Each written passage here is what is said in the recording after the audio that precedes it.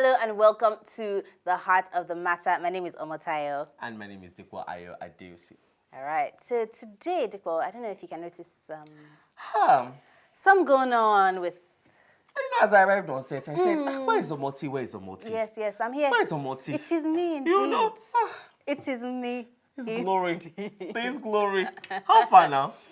So let's break it down. This episode, we are going to tackle this issue of hair. Hey. Hair crazy Nigerian women. What is it really about hair? To be fair, I mean, I said Nigerian women, but it is an international thing. There's billions and billions of dollars in this hair and wig making industry. So today we're sitting down with a little friend of mine. His name is Fatimah Akinsanya. She is the owner of Hairapy Wigs. Hairapy, I like that. Yes. And so we're just going to be delving into it. But do you need any hair tips from her today? Are you looking forward to any hairstyling, hair care I don't tips? know that this is the kind of tip I need. But you know, Perhaps. we never know. We never know. What could come of it. We'll see. All right. So Dikwa is actually going to be sitting with her to, delving. Looking forward to it. Yeah. Don't go anywhere. We'll be right back with that interview. Hello and welcome back to Heart of the Matter. We're here with our guest, Fatimah Akinsanya, the founder of Hairapy Wigs. How are you doing though? I'm fine, thank you. It's great to have you. I love what you have on anyway. Thank you. I love what you have on. Okay. This episode, I think is what I've been looking forward to for a long time because I think we have so many questions about hair and wigs and all of that. But to start off, let's even look at this. So what kind of hair is this, first of all? Because my attention is drawn to this. Okay, the texture is a kinky straight.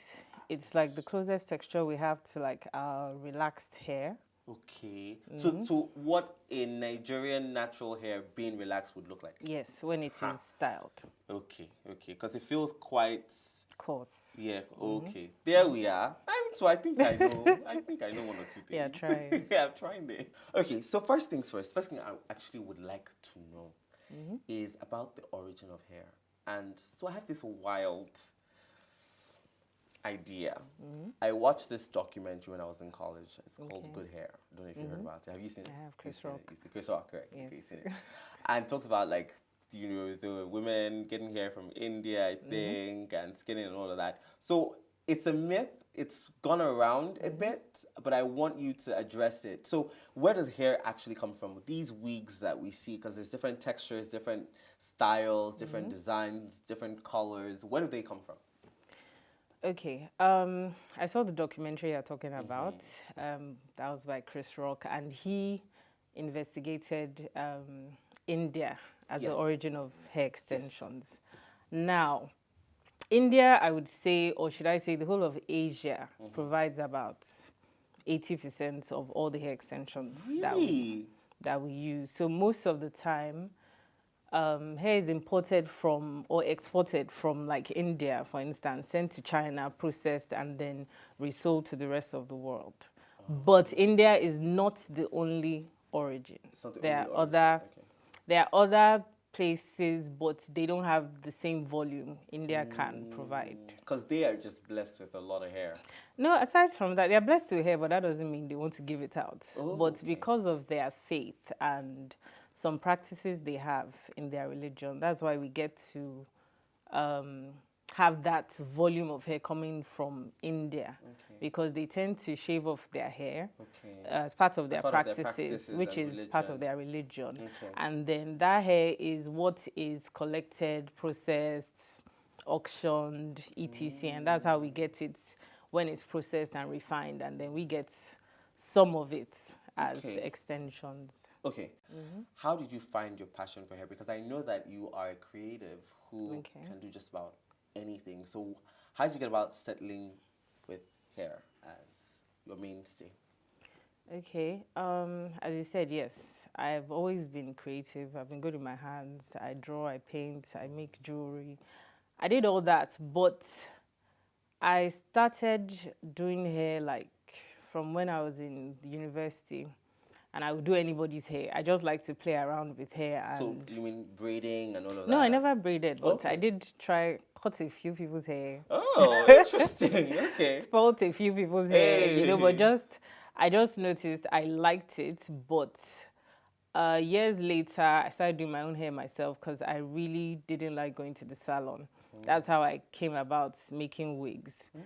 Because for me, I felt I was providing a convenience. If you don't want to go to the salon, you can wear your wig anytime. You can drop your wig at the salon, pick it up. You don't have to sit down for 3 hours waiting. So I started playing around with hair in university. And then by the time I was doing my master's, I was in the UK, and one day I had an assignment because I studied business administration, my master's. I had an assignment in project management, I think, and I had to just pick a company and detail their manufacturing process, etc.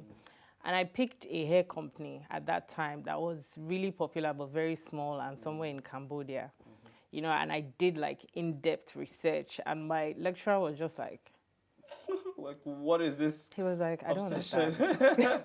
He was like, oh, there are actually companies like this. People actually process hair, like it's actually a business. And I was like, yes. And he was like, who would go this deep to research this? And I was like, that is what I love. Like, I just love anything about hair. So I remember I called one of my friends and I was like, you know what? I'm going to do hair. And she was like, oh, your mom is going to kill you. I was like, well, she'll be all right. She'll be all right. You know. She'll be all right. But yeah. Wow, wow. And I mean, well, so many things I suppose. Anyways, let's get into the process. So what does it take to actually have any of these that we see? What is the start to finish? What is your process? Okay, I don't really sell hair extensions, which are the bundles. Okay. But my service is to make wigs with bundles and closures or frontals. Okay. So for me, you need to provide your hair, or I provide the hair, which are the bundles and the closure or whatever you might want to use to finish it. Okay. And then you come into my shop, I do a consultation, find out exactly what you want, the look you're going for in the end, and then I make sure I take your measurements of your head to make sure that the cap I make the wig on is a custom fit. So sometimes, what you wear, so sometimes people come in and their head is bigger than the normal size that you would have in a cap. So you have to actually construct a cap for them. And then after that, to provide after sale services where we can maintain your wig for you. We can launder it, we can style it. Launder it? Yeah. Okay. It has to be cleaned. Okay. We launder it, we style it. If you want to change the color, you want to add some more hair, you want to take hair out, etc. Okay. I mean, what I love most about what you've just said is I just see such a spirit of excellence about it because, you know, a lot of people think, and a lot of us who are ignorant, you know, think that you just go into a store and just pick up a wig and then that's the end of it. But actually, there's all these little intricate details that go into it, like, you know, taking into consideration the shape of someone's head, their size, catering to them, what exactly they need, what they're wearing it for. It's a full-on service. That's amazing. It's a full-on service. Okay. So for you, what does hair represent, though? Because I think a lot of people just see hair as vanity. Okay. What is it to you? Because you obviously have a very deep passion for hair. Talking about your experience while, you know, getting your graduate degree, it's very obvious that there's something specific, a love, a passion that you have for hair. What is hair to you? What do you say to people who think that it's just vanity? For me, hair is like an extension of you. I believe it's a way to, it's kind of a language. So it's if like right now I'm wearing red hair. And when I wear red hair, people feel, oh, she's wild. She's a risk taker. I am. But today I feel like red hair. Tomorrow I might not feel like red hair. Tomorrow I might feel I want to look younger. I'm going to wear black, long hair. You understand what I'm saying? So to me, it's a way women add some type of definition to themselves. So I feel like what I love the most is when someone comes into my store and their wig is ready and they put on their wig and they're just feeling themselves. They're just like, oh my God, oh, I'm so cute, oh my God. It's like a transformation. Yes, it's vanity, but it will surprise you that it's a self-esteem boost to a lot of women. To you, it might just be, oh, it's a wig, or it's just a wig that you wear. But to some people, they express themselves through their wigs. They tell you how they feel through their wigs. Their feelings are also affected through their hair. You understand what I'm saying? So for me, it's not just an object that adds to your vanity. It's an expression of who you are also. It's an extension of who you are. It's Yeah. some It's a form language. of identity, like a Yes. language. Okay.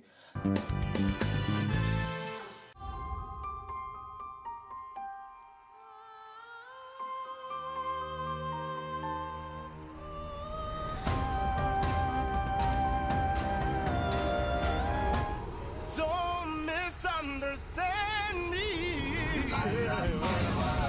Say don't misunderstand me. I know I sound crazy. Àní lọ́gán tí ó dé ó wá ṣẹ̀dá láyé mi létò. Àní lọ́gán tí ó dé ó Ọlọ́run o. Láyé mi létò.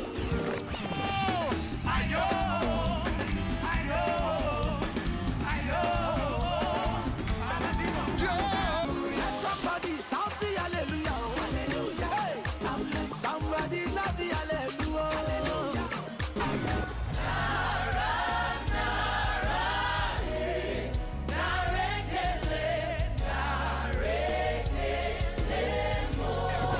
Jesus, you love me too much.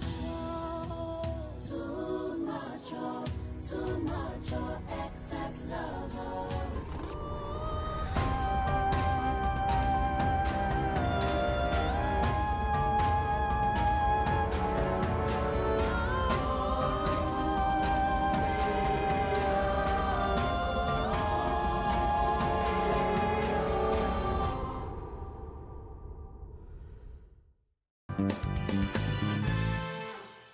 I have a question because my mom, I've been trying to get her for the longest time to wear wigs. I'm just like, if you want to change your hair this often, might as well just Get it. invest in wigs, you know, and different styles and get them because I know you can treat them, Yes.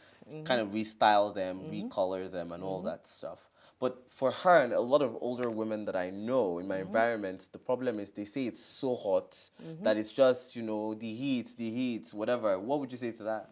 Is there a way out? My mom is in her mid-60s, Okay. and I get her to wear wigs. Okay. So when people come to my son, they're like, oh, I'm making this wig for my mom. The first thing I ask is, can you describe your mom? Is your mom the type of person that goes to church a lot? Is she the type of person that still has friends and they want to go out? Is she the type of person that does her nails, those kind of things? And most times, yeah, oh, she's elderly. She doesn't really, she just wants something she can manage. And I'm like, okay, you're going to make her a bob. 10 inches. It won't touch her shoulders. It won't touch her nape so that she's not sweating. It's light enough so that it's airy. And we'll do it on a breathable cap so that she doesn't feel like her hair is itchy. You understand? It's not hard to maintain and it's not heavy. So that way, they do something really light and it's still like in style, but they are comfortable. But sometimes you get some older women. I have had older clients that want 20-inch wigs because they want to, you know, they want to be yuppie or something, you know. So it really depends on your mom's personality. Okay. If she's a very stress-free person, I would say, okay, maybe Yeah, don't that's my mom. don't make a wig with human hair. Maybe make her a braided wig that is also short and airy and easy to maintain. Okay. Thank you for that tip. I'll let her know. I'll let her call. I'll have her call you.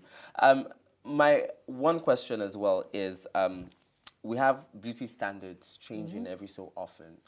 Right now we have wigs, but also we're sort of in this wave of natural hair. Everybody's loving natural me, natural hair. We even have, talking about makeup, we have a lot of women who are just going bareface and loving it and all of that. How do you stay relevant in your industry, in your field, when women might not want to subscribe to wigs anymore? Or not as often as before? Okay, first of all, in Nigeria, It will never go style. not that there are overnight 4 million women. Somebody is going to wear wigs. At least. I understand the natural movement, but the thing is, wigs are also protective styling. Even if your hair is natural, you're doing your twist outs, you're doing everything, you're putting products, you're putting tension on your hair, it has to rest at some point. And when you need it to rest, that's where wigs come in. So at least you still keep your nice glow and everything while your hair is hair is protected. So you don't even have to, like I said, this is a texture that is popular with people that are natural. I can take, just braid down my hair if it's natural and decide, okay, I want a texture that is close to what my hair will usually look like. And you make a wig out of that. So your look doesn't really have to change. It just has to protect your own hair. So even if there is a movement, and trends always come and go. The type of wigs we are wearing now, we're not the wigs we were wearing 10 years ago. So even within making wigs, there's been trends. Even with hair extensions, it keeps circling back. So it's been like 10 years now, and we've seen that everything has changed. So you can bet that in the next 2-3 years, something new is going to come out. So we've talked about women, we've talked about culture, we've talked about how it impacts people, we've talked about the actual process of hair, where it originates from. But the last phase of it is looking at an election year, looking at how Nigerians are clamoring for a boost in our economy and just a general better standard way of living. What role do you think hair plays and the hair industry at large plays in boosting the economy and just making a better Nigeria? The hair industry in Nigeria right now should be worth about $34 billion. Wow. In Nigeria? In Nigeria. We wear a lot of extensions. It might not be the human hair, like the high end, but synthetic hair. We have mega distributors in the market of hair extensions. Wow. And it's not just, I think we focus a lot on the retail end of it. Everybody just importing and reselling, but we can manufacture. You might not have the raw materials. I mean, we don't have people to cut their hair. Yeah, but we can import hair, but instead of manufacturing it abroad, we can have factories here, the same way China has factories. I think the main problem is electricity. Okay. But it will provide so many jobs, especially for women. True. Even men that are interested. Yes. But it will provide so many jobs. There are so many processes through the manufacturing. You can see this and to you it's like, oh my God, it's a wig. But there's lace. There's someone that ventilated the lace. There's someone that wefted the hair. There's somebody that makes sure the hair is a certain grade for it to get on the lace.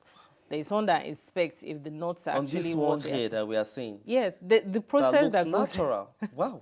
There's one that processes it to have this texture. Now imagine if so that's just for one head, and at every step of the manufacturing process, there is a job.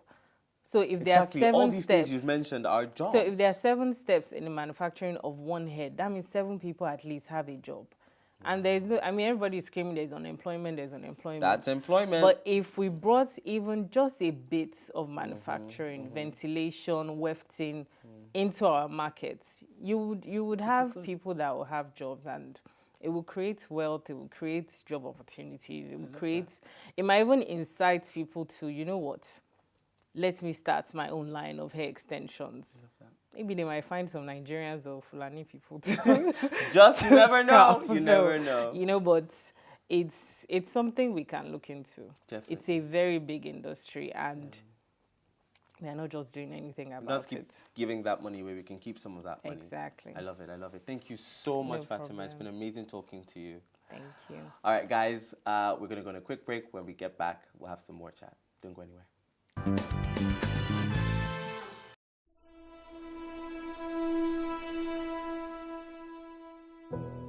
Hello, my name is Tolulopetunde Ajiboye. You can call me TTA for short.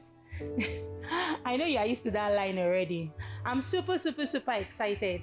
Can you guess why? It's that time of the year again, where we'll be hosting the Blooming International Conference, and this year's edition is tagged Thrive. Are you a young lady? Do you desire to live in the fullness of life God has called you to? Do you believe that there is more to your life? If you answered yes to those questions, then this conference is for you. We have a lineup of amazing speakers. I'm not sure you want to miss this opportunity. See you there.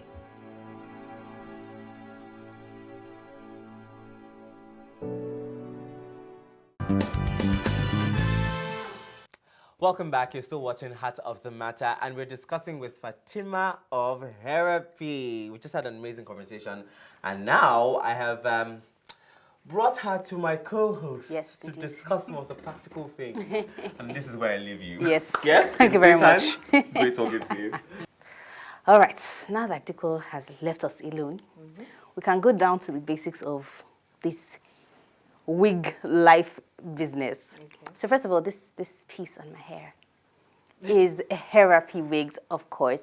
But I want you to talk us through kind of maintenance. How does this work, first of all? In fact, first of all, talk to us about these 3 different wigs that we have here. So what makes the difference is the way they are closed. So you have the braided wig and this wig, which are both closure wigs. And what is the difference is the closures are just about 4 inches deep and 4 inches wide. So they usually allow for just one pattern. Right, okay. Unlike this, which is a frontal, where the lace is ear to ear, and it allows for multiple patterns. And it also allows you to wear your hair back if you want to. Right. For maintenance, honestly, the braided wig for me is the easiest to maintain because this is made with regular synthetic extensions, which you will use to braid your hair. And if it gets frizzy, it doesn't need any styling. You just dip it in hot water and it comes out good as new. Now, for closure wigs, which are made with human hair, such as this, especially if it's straight, you need to keep it straight. So it's not it's styled once, but you have to display it like on a dummy head. You can't lay it flat like on a dining table so that it keeps its shape. So because you need a dummy head. You do. And hair is very pliant. So whatever shape you store it in is the shape it's going to take eventually. Now for frontals are a bit more high maintenance because you need the lace to match your skin as close as possible. So you could use makeup, the lace could be tinted, but the making it look realistic every day is where there's a bit of work. Because our weather really doesn't encourage people to glue it down with adhesives. So most people want to wear glueless like this one has been made. So generally, if you want to maintain your wigs, they need to be laundered. You can't keep on wearing your wigs because the caps are made of fabric and they absorb sweat, they absorb smell. The hair also on the cap also absorb any smell.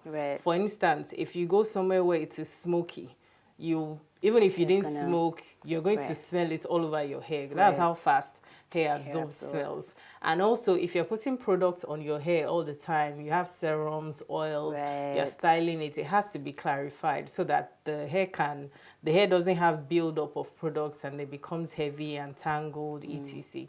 So you have to make sure if you're wearing your wigs, they're laundered at least, if you wear them daily, at least every 2 weeks. If you're someone that sweats or like goes to the gym, then at least every 7 days you have to have it laundered. So it's kind of like how you would normally take care of your own hair. Yes. It's just that.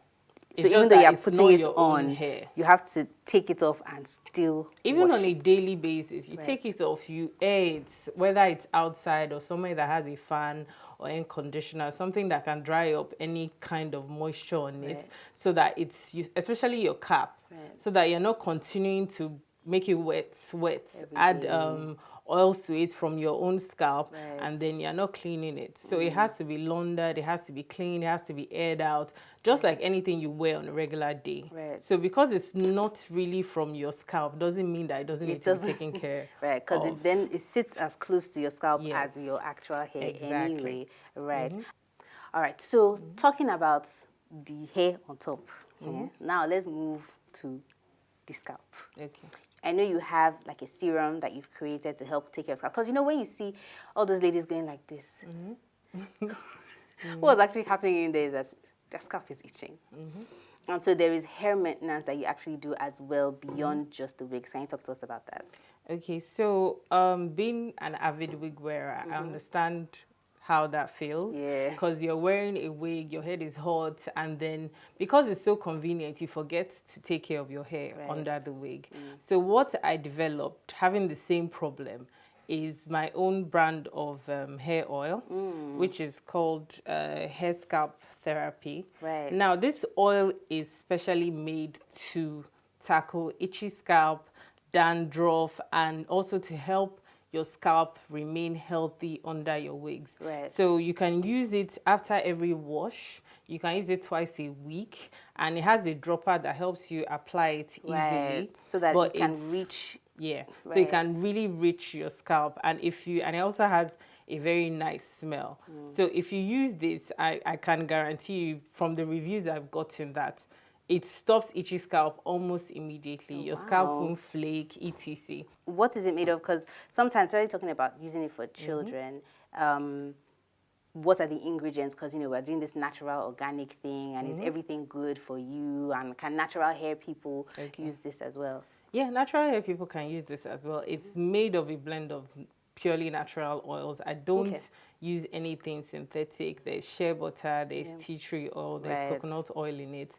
But it's made specifically to nourish your scalp. I don't even advise it to you to put it on your hair, but it's specifically to keep your scalp healthy under your wig. Oh, cool. Thank you so much for sharing with us. Okay, now, how can we find you? So we've seen these slick wigs and this wonder oil. How can we find you? How can we reach you? Okay, my store is in Surulere. I'm on Body Thomas, 148 to 150. We open Mondays to Saturdays, 10 to 6 p.m. I'm also on Instagram at Hairapy Wigs, all one word.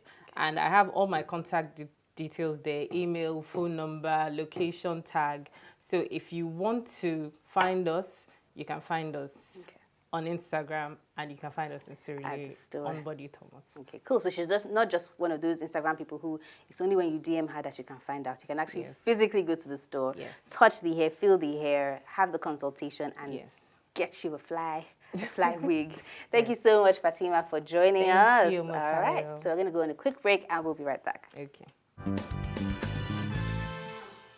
Welcome back to Heart of the Matter. Omoti. Yes. Did you guys have fun? It was actually fun, but more than just being fun. You know, sometimes you think you leave two women with hair, we're going to go crazy. But she actually was just talking really practical stuff about like how to take care of the hair, the difference between the closure and the... And this one, and the different... You know? Yeah. Yes, all of that. All of that.